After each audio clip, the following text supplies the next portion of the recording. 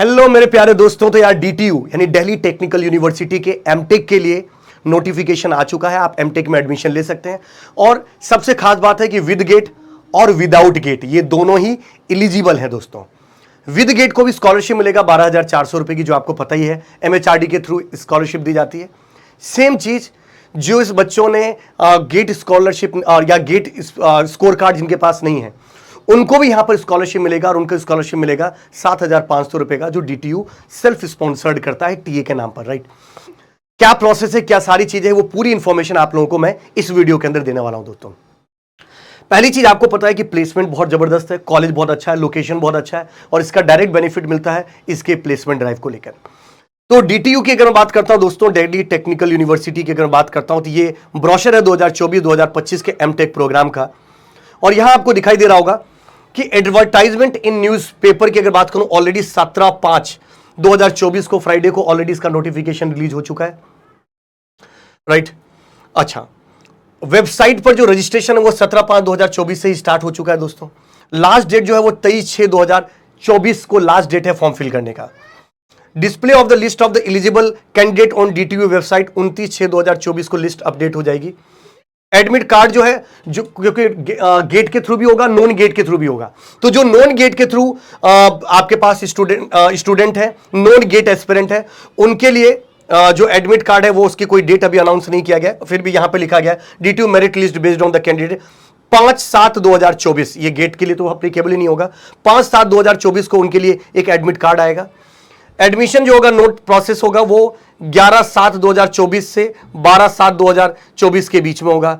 Result जो admission test का होगा वो दोस्तों 15/7/2024 को होगा। मेरिट लिस्ट जो आएगी प्रोग्राम वाइज वो 19/7/2024 को आएगी। फर्स्ट राउंड ऑफ जो काउंसलिंग जो शुरू होगा 24/7/2024, 3/7 से लेकर 24/7/2024 तक, 10 बजे से लेकर 10 बजे तक। इस तरीके से फ्रीजिंग कर सकते हो 3/7/2024। और डिस्प्ले जो होगा वो 4/7/2024 को होगा। कौन सा आपके पास मिला है, ये स्पोर्ट राउंड की बात हो रही है। और जो स्पोर्ट राउंड का जो डिक्लेयर होगा, जो आपके पास बैंक ड्राफ्ट और ये सारी चीजें जो आपको सबमिट करानी होगी वो 9/7/2024 तक करानी होगी। और लास्ट डेट जो एडमिशन होगा वो 3/7/2024 और नॉन गेट एस्पिरेंट के लिए जो होगा वो 24/7/2024 होगा।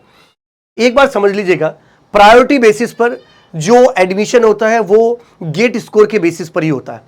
फिर जो सीट वैकेंट रह जाती है उन सीट के लिए वो डीटीयू अपना खुद का एक एग्जाम लेती है, जिसका सिलेबस भी मेंशन किया गया है, वो सिलेबस भी डिस्कशन करूंगा। और हर साल कुछ सीट वैकेंट रह जाती है, उसका खुद का एडमिशन हो, क्या कहते हैं उसको, नॉन सीएससी जो गेट एस्पिरेंट है उनके थ्रू उसका एडमिशन, उनको एडमिशन मिलता ही है इसमें। एक और खास बात बता देता हूं, पूरे ये जो डेट है ये आपको ध्यान रखना, ऑलरेडी स्टार्ट हो चुका है। यानी फर्स्ट प्रायोरिटी दी जाती है गेट को, गेट स्कोर वालों को। अगर गेट स्कोर वाले की प्रायोरिटी के बाद भी अगर कोई सीट वैकेंट हो जाती है तो अपना खुद का एग्जाम लेकर वो जो नॉन गेट एस्पिरेंट है उनको भी वो एडमिशन प्रोवाइड करते हैं दोस्तों। सबसे फर्स्ट अगर मैं डिस्कशन करता हूं, ये वाइस इनके चेयरमैन के मैसेज है, वन बाय वन करके पूरा आपसे डिस्कशन करता हूं। ये स्टार्टिंग में दिल्ली टेक्निकल यूनिवर्सिटी के बारे में दिया गया, क्या विजन है उनका, राइट, लोकेशन कहां है, फैकल्टी एंड रिसर्च किस तरीके से चीजें होती है। रैंकिंग वाइज इनको दे रखा है कि टॉप 10 जो इंजीनियरिंग कॉलेज इंडिया में उनकी अंडर एनबीए ने इनको एक्रेडिट करके उनकी रैंकिंग दी है। तो ये सारी चीजें इन्होंने अपने कैंपस के बारे में, लाइब्रेरी के बारे में, हॉस्टल के बारे में, ये सारी चीजें उन्होंने बता रखी है। इनोवेशन सेल के बारे में, sports other activity, event and festival, right, medical facilities, ये सारी चीजों के बारे में इन्होंने बता रखा है। अब बता रखा है टोटल नंबर ऑफ सीट्स क्या है। हालांकि सीट्स का बाद में बाइफेब्रिकेशन जो है उन्होंने कैटेगरी वाइज भी कर रखा है कि जनरल के लिए कितना है, एससी के लिए कितना है, एसटी के लिए कितना है, ये भी कर रखा है। पर सबसे पहले अगर मैं बात करता हूं तो दो टोटल देखिएगा, अप्लाइड केमिस्ट्री की बात करता हूं तो अप्लाइड केमिस्ट्री में एक पॉलीमर टेक्नोलॉजी करके एक ब्रांच है। इधर ये डिपार्टमेंट मेंशन किया गया, एक डिपार्टमेंट में एक या एक से ज्यादा भी डिसिप्लिन के अंदर आप मेमटेक प्रोग्राम हो सकते हैं। जैसे अप्लाइड केमिस्ट्री में एक ही पॉलीमर टेक्नोलॉजी जिसमें 25 सीट है फुल टाइम कैंडिडेट के लिए, right. Number of GATE fellowship for the full time candidate 25। Applied physics में एक ही है, material science and technology MST जिसका ब्रांच है 25। बायोटेक्नोलॉजी में 2 है, bio informatics and industrial biotechnology IBT 25 और 30 सीट है। सिविल इंजीनियरिंग में 3 डिपार्टमेंट, 3 डिसिप्लिन है, जियो टेक्निकल इंजीनियरिंग, उसके बाद हाइड्रोलिक्स एंड वाटर रिसोर्सेस, और एक है स्ट्रक्चरल इंजीनियरिंग जिसमें 25, 24 और 25 सीट है। कंप्यूटर साइंस की अगर बात की जाए तो कंप्यूटर साइंस डिपार्टमेंट के अंदर दोस्तों 2 सीट है या 2 डिसिप्लिन है। एक computer science and engineering CSC, एक है आर्टिफिशियल इंटेलिजेंस एआई, और एक है इंफॉर्मेशन टेक्नोलॉजी करके भी एक डिपार्टमेंट रखा गया है जिसमें इंफॉर्मेशन टेक्नोलॉजी आईटी नाम की ब्रांच है जिसमें 25 सीट है। तो 30 + 30 + 25 यानी 60 और 25 अगर बात की जाए तो 85 सीट्स आपको मास्टर्स के लिए, एमटेक के लिए आपको सीएस डिपार्टमेंट के अंदर और सीएस एंड आईटी डिपार्टमेंट के अंदर देखने को मिलता है। इलेक्ट्रॉनिक्स डिपार्टमेंट के अंदर 3 ब्रांचेज है दोस्तों, microwave and optical communication MOC जिसको बोलते हैं, signal processing and digital design SPD, और VLSI and embedded design VLS. तीनों में 25-25-25 सीट है, 75 सीट है। इलेक्ट्रिकल डिपार्टमेंट के अंदर 3 चीजें हैं, कंट्रोल एंड इंस्ट्रूमेंटेशन जिसकी 25 सीट है, पावर सिस्टम की 25 सीट है, पावर इलेक्ट्रॉनिक्स एंड सिस्टम की 30 सीट है। हालांकि पावर इलेक्ट्रॉनिक्स का प्लेसमेंट यहां पर सबसे ज्यादा अच्छा माना जाता है। उसके बाद एनवायरमेंटल है, मैकेनिकल है, एक सॉफ्टवेयर इंजीनियरिंग करके भी डिपार्टमेंट है जिसमें सॉफ्टवेयर इंजीनियरिंग एसडब्ल्यू के 25 और डेटा साइंस के 30 यानी टोटल मिलाकर 55 सीट है, यानी 85 + 55 इतनी टोटल सीट है जो सीएस डिपार्टमेंट के स्टूडेंट या कंप्यूटर साइंस या उससे अलाइड ब्रांच जो है उनके स्टूडेंट के लिए है दोस्तों। अब बात करते हैं कि सर इस एमटेक के लिए कौन कौन एलिजिबल है। तो दोस्तों जिनके भी बीटेक में परसेंटेज 60% से अबो है, अगर आपका सीजीपी है तो डायरेक्ट उसको 10 से मल्टीप्लाई कर दीजिए, और अगर वो 60 से अबो आता है इसका मतलब आप इसके लिए एलिजिबल है दोस्तों। और वैलिड गेट स्कोर तो आपका होना चाहिए। अगर वैलिड गेट स्कोर नहीं भी है तो नॉन गेट सीएससी जो आपके पास प्रोसीजर है उस प्रोसीजर के थ्रू आप इसके अंदर अप्लाई कर सकते हो। आपको रिटन एग्जाम देना होगा और रिटन एग्जाम के बाद जो मेरिट लिस्ट बनेगी उसके बेसिस पे आपका सिलेक्शन होगा। आपको भी 7,500 रुपए की स्कॉलरशिप दी जाएगी दोस्तों। अच्छा, स्पॉन्सर्ड कैंडिडेट भी हो सकते हैं। अगर आपके पास गेट स्कोर कार्ड नहीं है आप स्पॉन्सरशिप के थ्रू जा सकते हो, बट स्पॉन्सरशिप के थ्रू आपको यह माना जाएगा कि आप 2 साल के लिए फुल टाइम जॉब में ही हैं और वहां से आपको मतलब आप उन्हीं के रिस्पॉन्सिबिलिटीज के साथ है, आपको कोई स्कॉलरशिप नहीं दी जाएगी और आप प्लेसमेंट ड्राइव में भी नहीं बैठ सकते। Right, okay. जैसा मैंने बताया परसेंटेज में अगर आपको सीजीपीए मिलता है, परसेंटेज में अगर कैलकुलेट करना है तो सीधा आपको 10 से मल्टीप्लाई कर देना सीजीपीए को। ओके, पार्ट टाइम के बारे में बात की जाए 3 इयर्स के लिए जो पार्ट टाइम आपके पास होता है, ये मैंने आपको पहले ही बताया। The non GATE candidates are not eligible to receive any AICTE scholarship, government fellowship in any of the MTech programs. However, university will provide the financial assistant of 7,500 per month of a candidate under the scheme DTU-TA based on the merit, performance and consistent academic record and requirements in the department. The numbers of financial assistance under the DTU-TA is flexible and the university shall have the final authority in this regard. पर generally 7,500 की दी जाती है। यहां पर थोड़ा सा और आगे बढ़ते हैं। रिलैक्सेशन की बात की जाए तो यार परसेंटेज में रिलैक्सेशन उतना ही होगा जितना जनरली गवर्नमेंट के नॉर्म्स होते हैं। एससी के लिए 15% सीट रिजर्व होती है, रिलैक्सेशन 5% का है। एसटी के लिए 7.5%, ओबीसी के लिए 27%। जो गवर्नमेंट की पॉलिसी है उसी के हिसाब से सारी चीजें। ओके, डेट मैं आपको बता ही चुका हूं। एप्लीकेशन फी की अगर बात करूं तो दोस्तों अगर आप फॉर्म आपको अलग से भरना पड़ेगा इसके अंदर, ये किसी काउंसलिंग के थ्रू नहीं होता, राइट। जैसे को पोर्टल के थ्रू आप भर रहे हो, नहीं, आपको अलग से इसके अंदर अप्लाई करना होगा।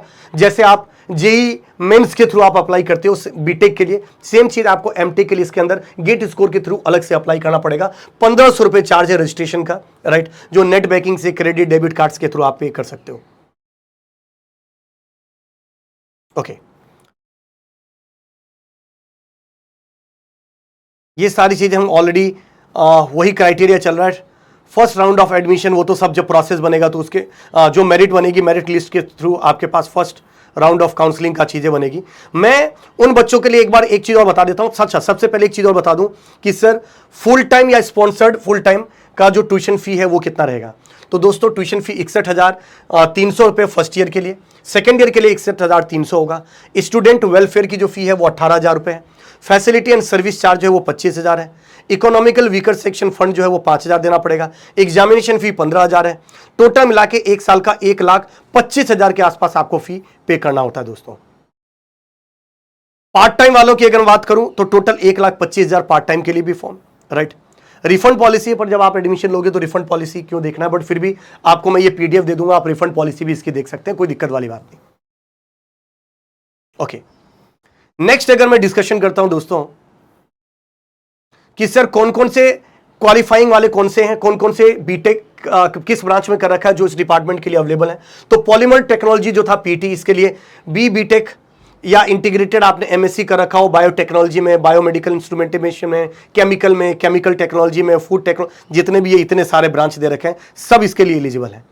मैं जो मेजर है उनके बारे में मैं बता देता हूं। जनरली कंप्यूटर साइंस की अगर बात करूं तो अगर बीटेक आपने सीएससी से कर रखा, आईटी से कर रखा है, सॉफ्टवेयर इंजीनियरिंग से कर रखा है, एमसी से कर रखा है, EC, triple E, right, CC, MOC, signal processing जो होता है वो सब, बीडीए, इन सब में कर रखा है तो आप एलिजिबल हैं। आर्टिफिशियल इंटेलिजेंस के लिए भी सेम चीज, CSC, CS, IT, EC, electrical वाले स्टूडेंट भी इसके लिए क्या है, ईसी इलेक्ट्रिकल वाले नहीं, सीएस, आईटी, हाँ वो भी एलिजिबल है, और लगा रखा है, वो सब भी इसके लिए एलिजिबल है दोस्तों। मतलब अगर मैं एलिजिबिलिटी की बात करूं, इंफॉर्मेशन टेक्नोलॉजी की बात करूं, तो आपने BTech, CSC, IT, SC, MC, EC, electrical, right, उसके बाद AI, ML, CTIS, CST, CS and IT, right, इन सब ब्रांच में अगर आपने कर रखा है, डेटा साइंस, तो आप इसके लिए एलिजिबल है, कोई दिक्कत नहीं। माइक्रोवेव एंड ऑप्टिकल इंजीनियरिंग की अगर बात करता हूं तो आप अगर इलेक्ट्रॉनिक्स से हैं या ईपी डिपार्टमेंट से, या एमएससी आपने इलेक्ट्रॉनिक्स में कर रखा है, एमएससी आपने फिजिक्स में कर रखा है with electronics, radio physics, solid state physics, तो आप इसके लिए एलिजिबल हैं दोस्तों। सिग्नल प्रोसेसिंग के लिए इलेक्ट्रॉनिक्स, इंस्ट्रूमेंटेशन, इलेक्ट्रिकल वाले इसके अंदर एलिजिबल है। वीएलएसआई में भी इलेक्ट्रॉनिक्स और इलेक्ट्रिकल वाले जो है वो एलिजिबल है दोस्तों। कंट्रोल में भी सेम ही चीज है। सॉफ्टवेयर इंजीनियरिंग की अगर मैं बात करता हूं दोस्तों, देखो एक और है computer aided analysis and design, स्कैड, इसमें मैकेनिकल, प्रोडक्शन, ये सबसे एलिजिबल है। और अगर सॉफ्टवेयर इंजीनियरिंग की बात की जाए तो आपने अगर बीटेक सीएस से कर रखा है, सीएससी से कर रखा है, कंप्यूटर साइंस में कर रखा है, CST, CSD, computer science and IT, SC, software engineering, IT से कर रखा है, तो सब आप ईसी से हैं, इलेक्ट्रिकल से हैं, आप इसके लिए, इस ब्रांच के लिए एलिजिबल हैं दोस्तों। डेटा साइंस के लिए भी CS, CSIT, right, EC, electrical, सब इसके लिए एलिजिबल है। टोटल नंबर ऑफ सीट्स की अगर बात की जाए out of 18, right, should be 60% of, अच्छा इसको मैं एक सीट रिजर्वेशन बना भी रखा है इन्होंने, वो भी बता देता हूं। ओके, गेट पेपर आपने लिखा ही है, ठीक है, उसके बेसिस पे आप इसको अप्लाई कर सकते हो। कौन कौन से एलिजिबल होंगे तो मैं आपको बता देता हूं उसके लिए। ये आपके पास सीट मैट्रिक्स दे रखा है, देखिएगा, seat matrix for MTech full time program for the session 2024 and 2025। अगर मैं जनरल की बात करूं, डिफरेंट डिपार्टमेंट में, जैसे सीएससी की बात कर लेता हूं, जैसे देखो सॉफ्टवेयर इंजीनियरिंग में 2 डिपार्टमेंट था, सॉफ्टवेयर इंजीनियरिंग का और डेटा साइंस का। तो जनरल के लिए अगर मैं बात करता हूं तो 10 सीट है, और अगर मैं उसके बाद डेटा साइंस में 12 सीट है। पीडब्ल्यूडी कैटेगरी की बात करता हूं 1 सीट है, पर डीएस में कोई सीट नहीं है। टोटल मिला के जनरल की 11 सीट सॉफ्टवेयर इंजीनियरिंग में और 12 सीट डीएस के लिए। एससी कैटेगरी में 3 सीट सॉफ्टवेयर के लिए और 5 सीट, इसी तरीके से आईटी में भी दे रखा है, सीएससी में भी, सीएससी और ए है, सबकी सीट मैट्रिक्स दे रखा है डिपार्टमेंट वाइज, कितनी कितनी रिजर्व करके रखा गया है। टोटल नंबर ऑफ अगर मैं बात करता हूं तो टोटल नंबर ऑफ सीट 25, 25 और 30, ये आपको मैंने पहले ही डिस्कशन कर दिया था। ऐसे डिफरेंट डिपार्टमेंट के लिए भी बना रखा है इन्होंने, राइट, सारे डिपार्टमेंट का दे रखा है। फिर जो स्टूडेंट अगर कोई कैटेगरी के अंदर आते हैं तो उनको एक सर्टिफिकेट अपने दे रखा, सबमिट कराना होगा, और वो सर्टिफिकेट का प्री डिफाइंड पहले से ही उन्होंने दे रखा है कि अगर for certificate for the appearing of the final semester year examination, अगर कोई स्टूडेंट फाइनल ईयर में है, फाइनल सेमेस्टर का रिजल्ट नहीं आया है, उनको भी अप्लाई करना है, तो उनके लिए एक परफॉर्मा दे रखा है, ये आपको कॉलेज से ऑथराइज करवा के आपको भेजना होगा। ऐसे डिफरेंट क्राइटेरिया आपके पास, सबके अलग अलग सर्टिफिकेट के जो फॉर्मेट है वो दिए हुए हैं, आपको इसी फॉर्मेट के अंदर आपको बनाकर ये चीज अप्लाई करना होगा दोस्तों, चाहे आप, राइट। अब बात करते हैं सिलेबस की, क्योंकि सर कुछ बच्चे जो गेट क्वालिफाई नहीं किए वो सिलेबस अपना खुद का एग्जाम लिखना होगा, तो वहां पर अगर मैं बात करता हूं तो सबसे पहले केमिस्ट्री का तो ठीक है, मैं सीएससी डिपार्टमेंट की बात कर लेता हूं। Department of applied physics, department of biotechnology, department of civil engineering, department of computer science engineering, department of information technology, department of software engineering, DCS, इन सब का सिलेबस है। सेक्शन 1 इंजीनियरिंग मैथमेटिक्स होगा, उसमें डिस्क्रीट मैथमेटिक्स का portion होगा, linear algebra होगा, calculus होगा, प्रोबेबिलिटी एंड स्टैटिक्स होगा। सेक्शन 2 में digital logic, Boolean algebra, combination, मतलब डिजिटल लॉजिक होगा। सेम सिलेबस दे रखा है जो गेट का सिलेबस है एक्चुअली। तीसरे में कंप्यूटर ऑर्गेनाइजेशन आर्किटेक्चर COA दे रखा है। उसके बाद प्रोग्रामिंग एंड डेटा स्ट्रक्चर दे रखा है, एल्गोरिथम दे रखा है, थ्योरी ऑफ कंप्यूटेशन TOC दे रखा है, उसके बाद कंपाइलर डिजाइन दे रखा है, ऑपरेटिंग सिस्टम दे रखा है, DBMS दे रखा है, कंप्यूटर नेटवर्क दे रखा है। बस ये सिलेबस है। अगर इलेक्ट्रिकल की बात की जाए तो नेटवर्क थ्योरी दे रखा है, EMFT दे रखा है, सिग्नल एंड सिस्टम दे रखा है, इलेक्ट्रिकल मशीन दे रखा है, राइट। उसके बाद पावर सिस्टम दे रखा है, कंट्रोल सिस्टम दे रखा है, इलेक्ट्रिकल एंड इलेक्ट्रॉनिक्स मेजरमेंट दे रखा है, और उसके बाद आपके पास एनालॉग इलेक्ट्रॉनिक्स दे रखा है। ये सब सिलेबस दे रहे हैं। इलेक्ट्रॉनिक्स की बात करूं तो वही मैथमेटिक्स दे रखा है। सारे सिलेबस आप चाहो तो मैं इसके पूरे PDF जो है वो टेलीग्राम चैनल के ऊपर मैं अपलोड कर दूंगा। होप DTU से रिलेटेड कंप्लीट इंफॉर्मेशन आपको इस एक वीडियो के अंदर मिल गया होगा दोस्तों, राइट। तो इसी तरीके से कोई और भी अगर नोटिफिकेशन निकलता तो मैं आपको इस चैनल के ऊपर उस नोटिफिकेशन का भी प्रोवाइड करता रहूंगा। Till that, thank you very much, all the very best, जय हिंद दोस्तों।